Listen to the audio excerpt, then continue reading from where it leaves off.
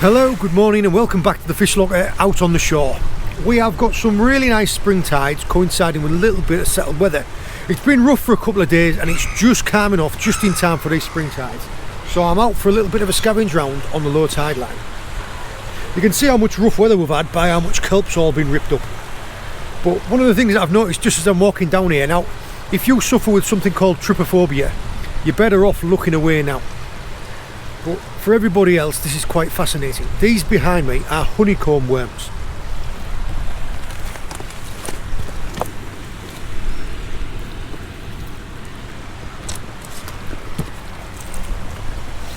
They're a filter feeding worm that creates this beautiful array of honeycomb colonies.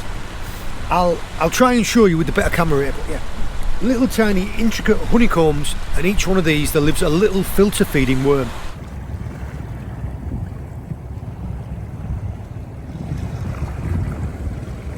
I'm down here a little bit early today. I'm down here 2 hours before low. The reason being is because of all the rough weather that we've had, it's a good time to come beachcombing up on the high tide line to find anything that's been washed up. Just out of curiosity, just out of interest. And as the tide starts to drop away to like an hour before low, Hannah and I will make our way down to the low tide line to look around and forage some crabs and lobsters in the rock pools. Just anything else that we can find. Springtime is a really good time of year to come out here on the shore because the seaweeds haven't had a chance to fully bloom. It's times in the summer when you come down here and it's just a carpet, you can't see anything. But now they're all just starting to grow fresh through. I mean, you can see here the pepper dulce is just starting to grow fresh. The racks are just starting to grow, they're only real small. Yeah. Coincidentally, this is a really good time of year to come and harvest seaweeds because they're only fresh grown. I'll talk more about that when we get down to the low tide line. Looking at more of these honeycombs, here are some more worms. These are a polychaete worm called a keel worm, and they create these intricate little calcium shells to protect themselves. There's more, look. Yeah, these usually live on the underside of rocks, so these rocks have probably been turned over in the rough weather. Let's see. Yeah, stunning, aren't they?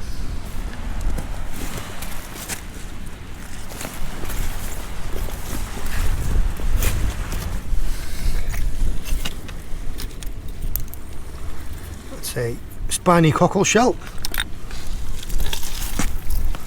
But we have some furrowed crabs. 1, 2, 3, 4, 5, and this one here is a juvenile brown edible crab. Now,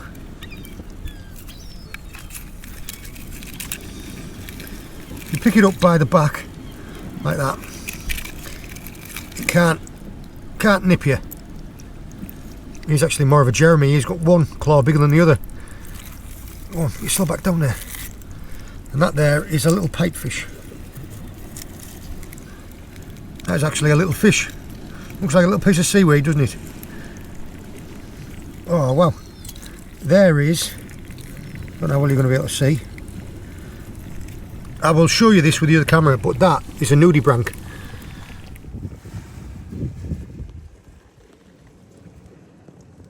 There he is. That's called a grey sea slug or a shaggy sheep sea slug. And there he is next to my finger for scale.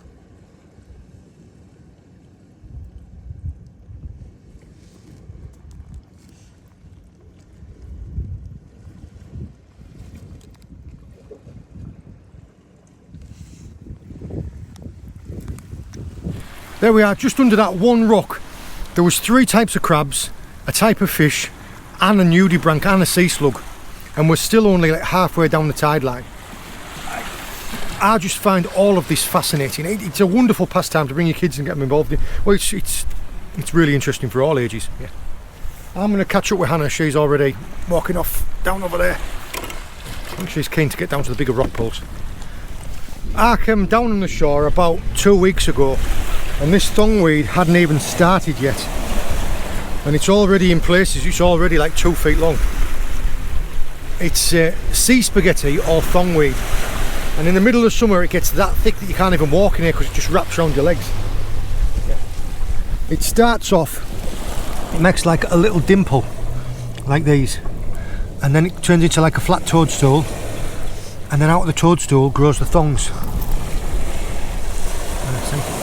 But yeah, you've got all sorts. Yeah, you've got your Irish moss or carrageen, you've got your thongweeds, you've got your kelps. These are serrated rack. You can see it's serrated rack because the edges are serrated like a saw blade. And then as you move over, you've got things like your pink coral weeds, and then just tucked in here, there's your bunny ears. That's dulse, that's pepper dulse. You've got some little tiny bits of sea lettuce growing through here. Yeah. It's all just starting to come through fresh. This is the perfect time to harvest it. I mean, this is perfect if you want to eat it raw or if you want to dry it. You'll find that as like a pub snack in places. Here in this little tiny crevice are two little worms. There's one of them there, and the other one is down here. They're called green leaf worms, and we might find some of their egg cases later on. Their egg cases are like a little tiny green blob. I'll see if I can find some in some of the rock pools, but there's one, and there's one. There are some brilliant looking little caves. Right, there's one there that I'll roll my sleeve up and I'll get my hook out and I'll have a little bit of a rake around in there to see if there's anything in there. But also, if you look over here in this one, what's crawling around on this one here? Spiny starfish. It's a nice coloured one, that one. You can see that we're starting to get further down onto the tide line now because we're getting more of these big kelps. The seaweeds are growing longer and larger because they spend more time underwater and less time being smashed about by the surf. You're getting more and more kelp. I mean, I can describe it to you, but you can't experience it. You can smell when you're lower down on the tide line. It's like a rich iodine smell from all the seaweeds. Well, these kelps, back in the day, they did used to harvest these for iodine. They are really good fertiliser. Well, they're not bad for you to eat, they're really good fertiliser for your garden. That there is dulse. That one. That red one.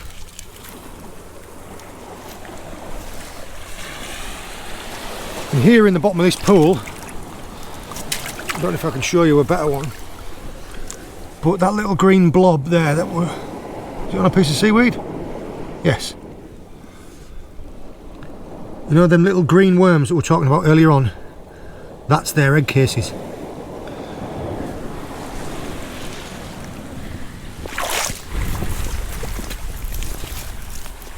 Here are some snake-locks anemones. Try and get in a better position.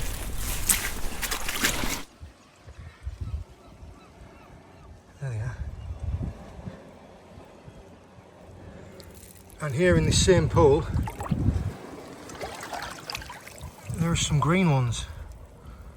There's one. There's one. And here is a lovely cluster of them. Now they are incredible. When you shine a UV light on these, they glow back like fluorescent green. In fact, I'll put a picture in here in the corner of what these look like under UV light.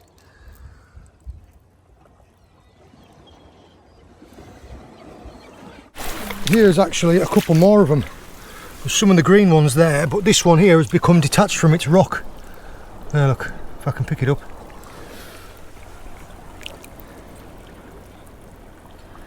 There, look, that's how it attaches to its rock, that foot underneath.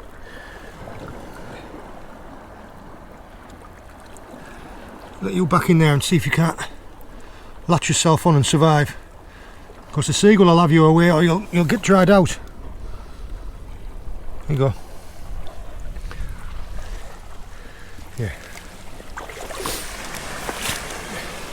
All of the creatures, all of the crabs, the fish, the anemones and the seaweeds and that we're encountering today are in the intertidal zone. That's the area between the low tide line and the high tide line. Now these creatures have evolved to be able to survive in the water and out of the water for a period of time. They can survive when the tide goes out and leaves them high and dry, providing that they are cool and they are damp. So if you're turning these rocks over and you're uncovering these crabs, you are better off putting the rock back down and hiding them again. So that one, predators like all these seagulls that are out in the scavenge, they don't find them, but two, so they don't dry out and they don't warm up. I mean today's a cool day, you can see your breath today, but they'll still dry out. So yeah, that's why whenever you see me finding, like that anemone there, that anemone that was high and dry on a rock, that would have probably died by the time that the tide come back in on it if I hadn't put it down in there. So yeah, you just need to understand how your actions affect the ecosystem that you're existing in. If you lift a rock up, you put it back down. If you lift some seaweeds out of a hole, put them back down over it. If you're taking a fish out of the water, put it back down into it. Yeah. Moving down into this little gully, you see a lot of periwinkles. They are everywhere. These are actually not a bad decent size. Now as kids we used to collect and eat these, and all you do is you collect a bucket full of them and keep them in like clear salty water until they purge themselves and get all the muck out of them, and then you just boil them and eat them with a pin and a little bit of salt and vinegar. Yeah. There's stacks of them. These are a little grazer. Just move around on top of the rocks eating all the algae. There's looking like a likely spot. A bit of water in there and plenty of cover.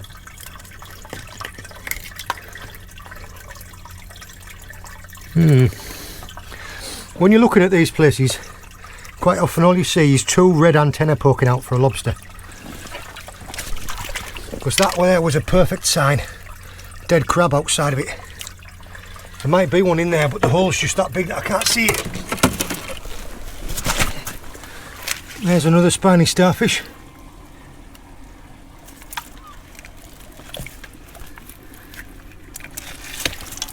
Oh, there is a velvet swimming crab. They've got that name because they've got a velvety texture on top of their bodies, and those back legs there, the one that I've got hold of, are used for swimming. Oh, actually, there is a lot of eggs. Those look like some form of goby eggs, and there is a crab under here. I think what I'm going to do is I'm very quickly, look, there's the rest of the eggs. I'm going to very quickly, very gently put this rock back down, because whatever fish is under there, his eggs are just under the corner of this rock. Oh, there's quite a big furrowed crab.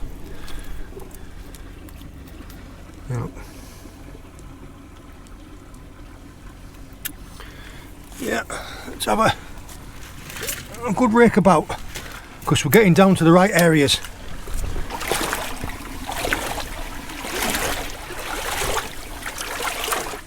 Oh, might be a little bit too deep for my sleeve. Just got it.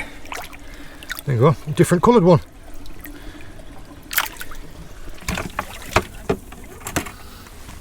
There, and there is something worth showing. There you have one of those large snake-locks anemones out of the water, hiding down at the back of there, if I can show you. That creature there that looks a little bit like a woodlouse, just here is a chiton, down in there. And then back up a bit, and this is a sting winkle. This is a carnivorous winkle. There's another one, and another one. Actually, when I've got my eye in, there's about 10 of them all around in there. But this here, that is a colony called Star Ascidian, and each one of those little tiny unique shapes is part of a colony. It's absolutely fascinating. In 1 metre square that you've got in here, in 1 metre square that you've got in here, you have about 40 different species, and then 20 more species of seaweeds. Look.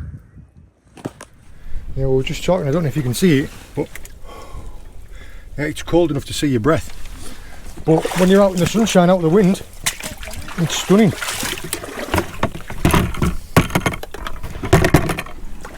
I'm going to have a look in those holes in a second. But first off, I'm just going to try and tease this rock over.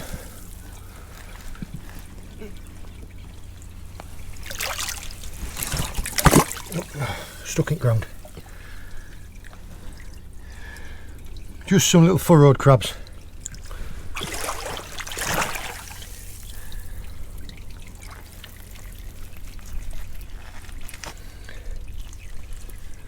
Right, well, underneath here there are some beautiful brittle stars. There's a stack of furrowed crabs that have just made their way off down here rapid. But if you look at the bottom of this rock here, there is a beautiful little olive sea urchin. Now I'm going to put this guy aside, then lower the rock and then tuck him underneath so that I don't squash him, because these are quite fragile. Let's move this rock back now. You can see like a little pile of sand there pushed out, and it's right up at the back. It's too small to keep, so I'm going to leave him where he is.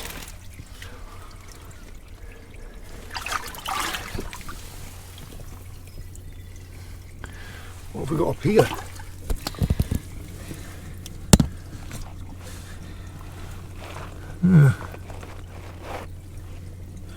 It's quite a deep hole, that one. What have we got up here? It's quite a deep hole, that one though. That's about 8 foot deep, that. Whatever's in there is staying in there.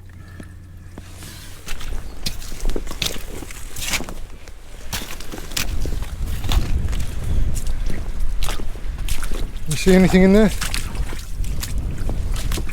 I can't, but I don't want to dip my hair in the water. I'm like you.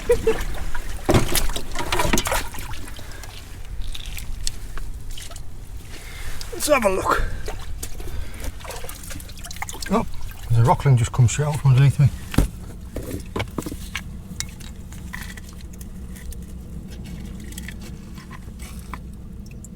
There's something in there. We'll have a look. Oh, what was that? Can you hear it splashing? Yeah. Going like. Velvet swimming crab. I called it. Yeah, you did. You called it. I'm not going to break my back to try and get a little velvet swimming crab out. What about this hole here? Is that Too small. Is it? Yeah, close but no cigar. The signs that I'm looking for when looking in these little holes, like if I had to try anything, it would be that there's little bits of pebbles and things like that thrown out, and also a really good sign is bits of shells. Like this here is a crab shell that's been chewed up. There's the rest of it. So I would say with a good degree of certainty that there is either a lobster or an octopus at the end of this cave here. Don't quite know what it is yet. But yeah, a cave with some water in it, and then outside of it is a load of bits of shells. That's telling you almost definitely that there's going to be something in it.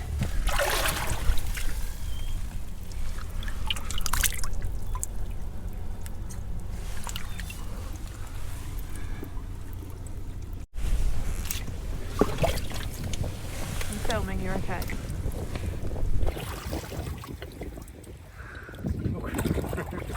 This is surprising.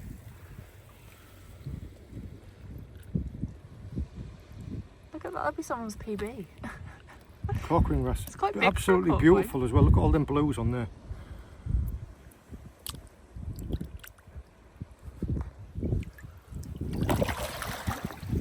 Well, with that living in there, I'm not sure that there's going to be much else, to be honest. Right. I've found a little lobster in this hole in here. I don't know how well you can see it.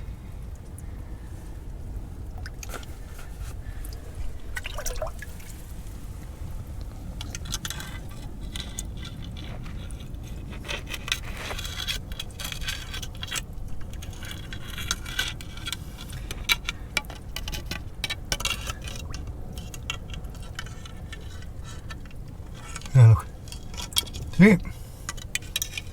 Only a little tiny guy. There, look.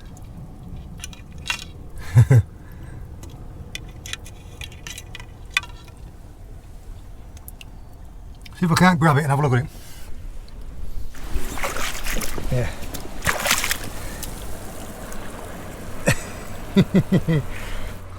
That's what I was talking about. Often when you're looking in a hole, all you see is these two red antennas sticking out. If you let go of it, I'll let you go. This one is probably about two or 3 years old. A little male. Yes. This guy is what we're looking for, but just about 5 times too small.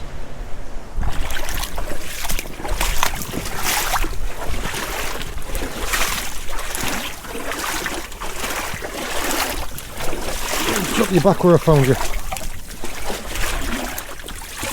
Exactly like what we were talking about before. Just a little bit of a crevice. Go on, get yourself in there. There he goes. See you later, lad. Yeah, 4 or 5 more years and they'll be big enough to take.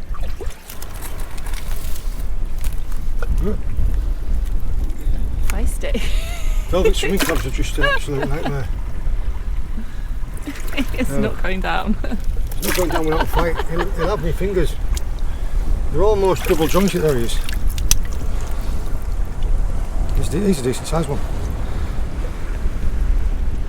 Yeah, like I was saying earlier, these are a velvet swimming crab because the texture of their shells has got like a velvet cover to it, but also these back legs are like a swimming leg that it paddles with.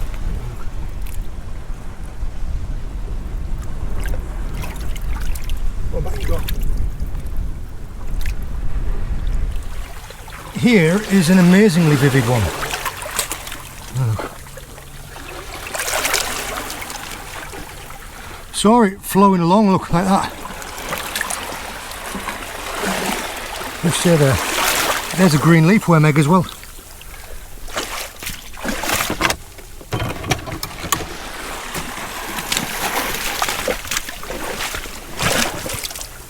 Right, I found one in here, but it is right down at the back of a hole. I'm not sure how well you're going to be able to see it or whether or not I'm going to be able to get it out. But if you're looking down there, you'll just be able to see an antenna moving. No, it's...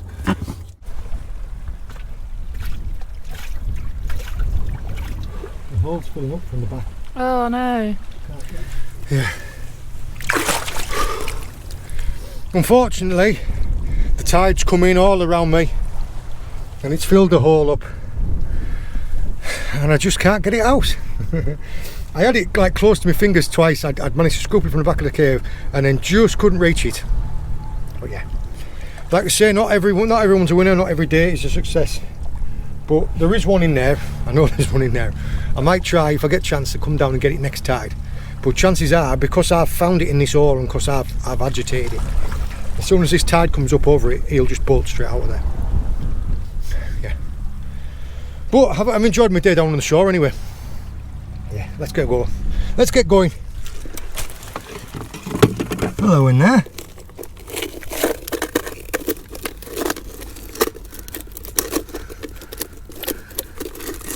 You coming out or are you staying? Alright, you stay where you are. Unfortunately, no winners today. No lunch. But we've got a nice set of spring tides coming up the next few 3-4 days. So if we get a chance to come out again, we'll do that. It's been a nice day out on the beach, even though it's a little bit cold. It's not actually though, is it? When you're out with the wind and in the sun, it's lovely. Yeah, see you in a bit. Good morning. Immediately I'm going to have to apologise for the croakiness of my voice. I have just returned from a weekend at the Big One show where I have been talking non-stop.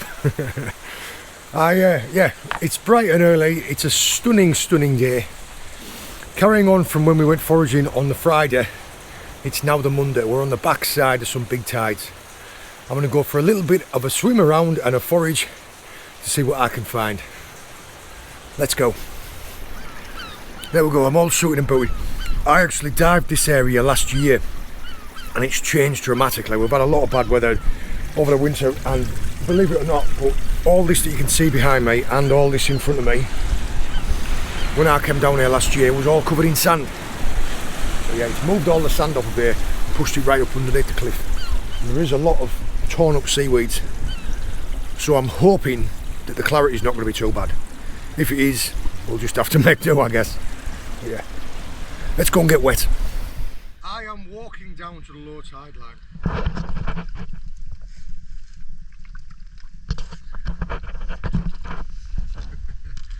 I haven't even made it into the water yet, and I've already found a massive great brown edible crab.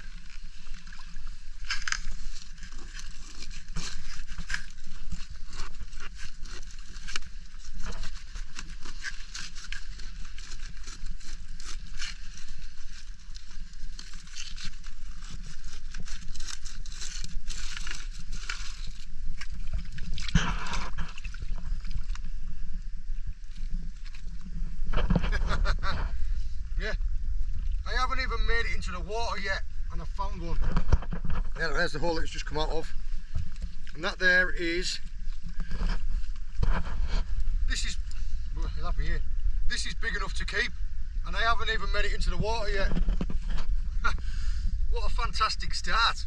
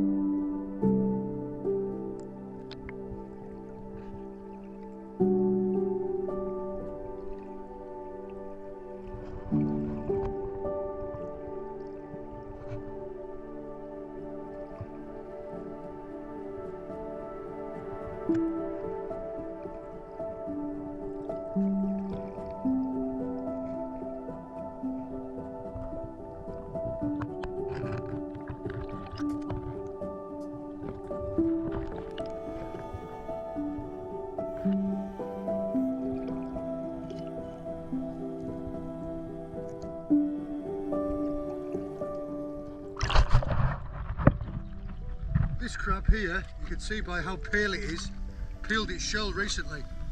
It's no good to keep, it's too soft.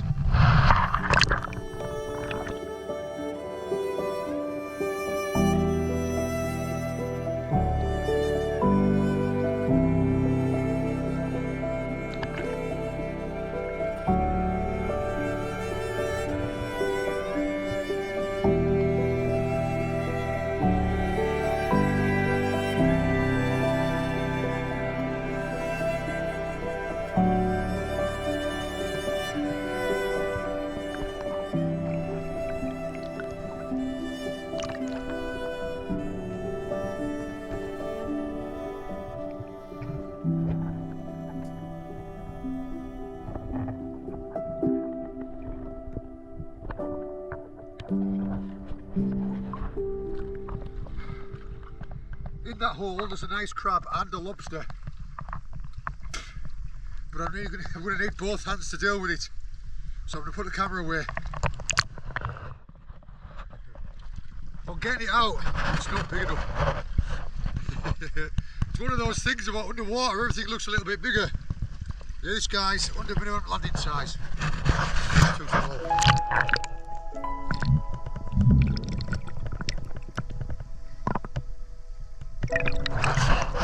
So I'm going to drop him back and see if I can't get the crab out.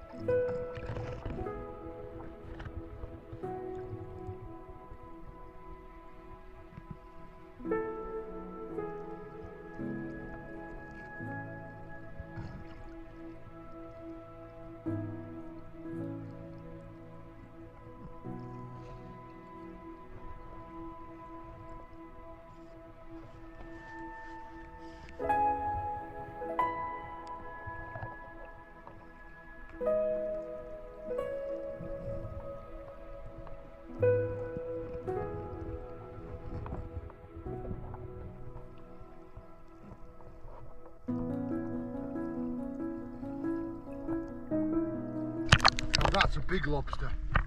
That is a big one. Looks like a big female though. I'll have a closer look.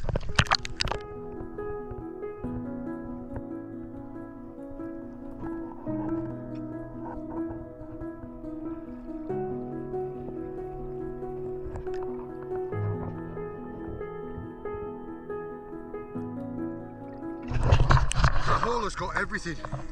There's a big conger, a big bullhuss and a big lobster. Whew.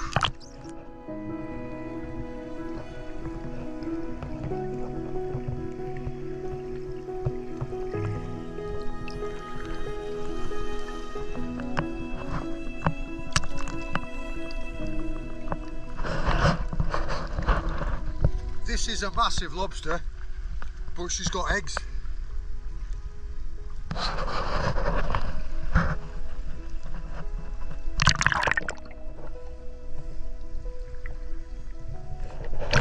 What I'm going to do is I'm just going to nip onto this rock here and I'm going to stick a couple of V-notches in her. I'm going to stick a V-notch into her tail to try and protect her. Protect her and those eggs.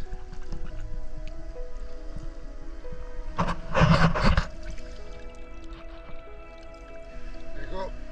Perfect set of V's.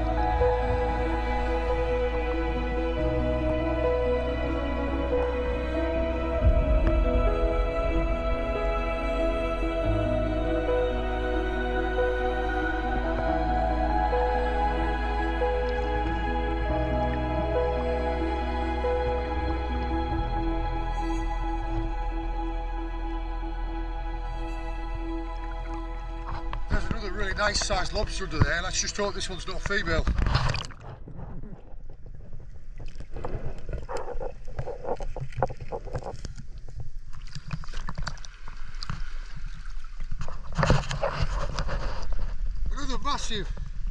Another flipping massive great lobster, but another buried head.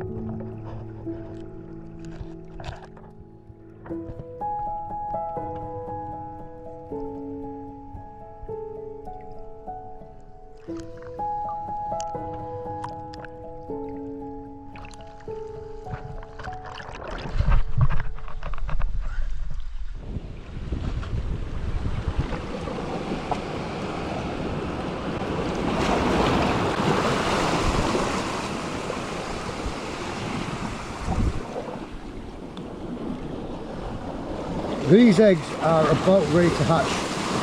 I'm going to stick a V-notch in there real quick and get a drop back. But yeah, that's 3 big buried hens.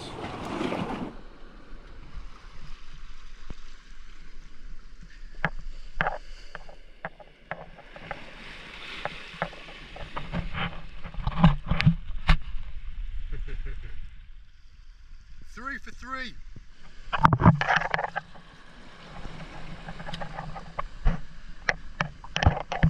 It isn't unusual to find buried lobsters, especially at this time of year, but to find 3 like this was very special. And as I was able to V-notch them all, it shows great promise for the lobster fishery in this area in the future. Shortly after finding these last couple of crabs, the tide turned and the clarity dropped dramatically.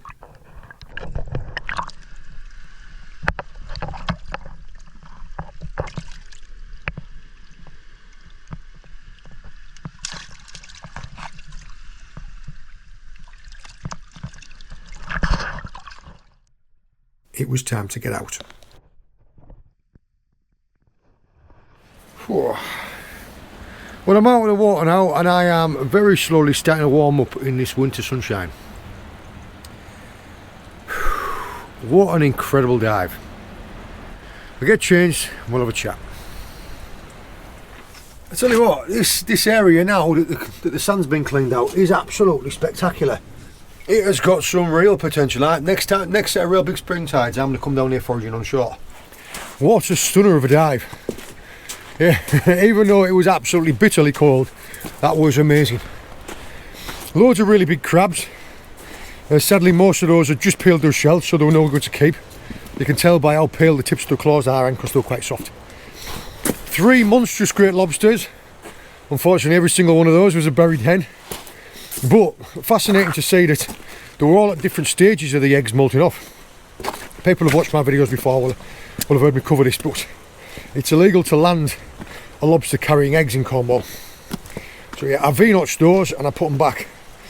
In fact, what I'll do is I'll try and put pictures side by side showing the different stages of the eggs, because they start off like green and black, then they go red and black, and then they hatch.